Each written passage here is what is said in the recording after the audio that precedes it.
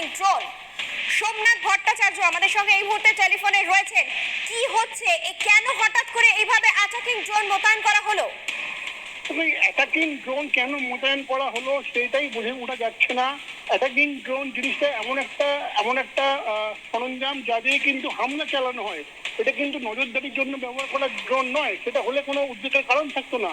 কিন্তু যেহেতু attacking drone, তাই বাংলাদেশের উদ্দেশ্য নিয়ে প্রশ্ন উঠছে যে বাংলাদেশ কি করতে চাইছে, হঠাৎ করে কেন 1 বছর আগে এই ড্রোনগুলো কেনা হয়েছিল তুরস্ক থেকে, সেগুলো কেন এই সময় বাংলাদেশ বর্ডারে পশ্চিমবঙ্গের খুব কাছে মোতায়েন করা হলো, সেটাই কিন্তু এই মুহূর্তে প্রতিরক্ষা বিশেষজ্ঞরা বোঝার চেষ্টা করছেন।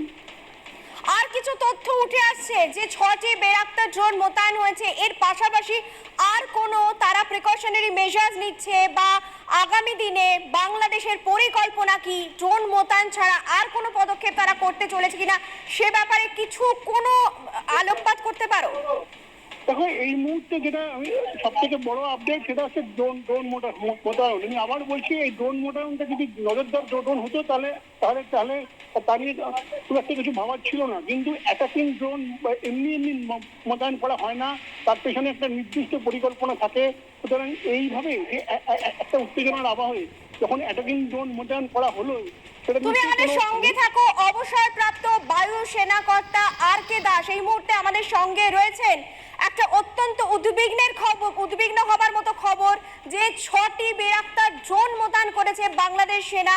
দুটি দেশের মধ্যে এই মুহূর্তে যে পরিমাণ উত্তেজনা চলছে, সেই মুহূর্তে দাঁড়িয়ে এই অ্যাটাকিং ড্রোন আপনি আপনার অভিজ্ঞতা থেকে কি বলবেন? কেন শুধুই কি মনিটরিং করার জন্য? দেখুন, যে ড্রোন বাংলাদেশ ওখানে লাগিয়েছে সেটা কিন্তু বেসিক্যালি ওখানে ওদের সীমান্তের ভেতরে কি ধরনের প্রবলেম চলছে, কত লোকরা বর্ডার ক্রস করার জন্য চেষ্টা করছে, এই নিয়ে ওরা চিন্তিত। ওরা ভারতের দিক দিয়ে যে একটা আক্রমণ হবে সে নিয়ে কিন্তু তার জন্য ড্রোন লাগায়নি। ভারত আর বাংলাদেশের মধ্যে কোনো মিলিটারি অফেন্সিভ কি ডিফেন্সিভ কোনো পোস্টার হবে না, সেটা আগেও বলে দিচ্ছি। আগেও আমি বলেছি ওরা নিজেদের যে দেশের থেকে লোকেরা কত মানে ওখান থেকে পলাতন করার জন্য চেষ্টা করছে, নিজেদের যে দেশের প্রবলেমস গুলো ওখানে যারা নাকি লোকেরা ওখান থেকে যেতে চাইছে, more for law and order and crime, ওরা ওখানে ওটা লাগিয়েছে। তো এটা নিয়ে আমাদের খুব একটা চিন্তার কিন্তু বিষয় নেই। ওরা নিজেদের দেশে ড্রোন লাগাতেও পারে।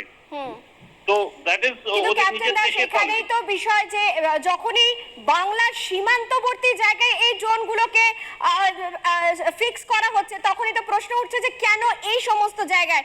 আপনি বলছেন যে মাইগ্রেট করছে কত মানুষ অনুপ্রবেশ করছে, মেনলি সেটাকে ফোকাস করার জন্য। কিন্তু একদম অ্যাটাকিং, শুনুন, প্রথম হচ্ছে there is nothing called attacking drone. Drone হচ্ছে ফর মনিটরিং আকাশের মাধ্যম দিয়ে, ওটা অ্যাটাকিং হতে পারে, ডিফেন্সিভ হতে পারে। ড্রোন কোন সময় অ্যাটাকিং ড্রোন হয় না। Drone is always a drone যেটা উপর থেকে সার্ভেলেন্সের জন্য দরকার পড়ে। আচ্ছা, তো এটা এই যে ওরা ড্রোনটা লাগিয়েছে ওটা নিজেদের দেশের জন্য, এবং আমাদের দেশের ক্ষমতা অনেক বেশি আছে ওদের থেকে, ওরা ভালো করে জানে। তো আমাদের কোনো চিন্তা নেই কি বাংলাদেশ আমাদের উপরে কিছু করবে, কি আমাদের উপরে নিয়ন্ত্রণ রাখার জন্য, কি আমাদের কোনো সার্ভেলেন্সের জন্য, সেই দিক দিয়ে কিন্তু কোনো চিন্তা নেই।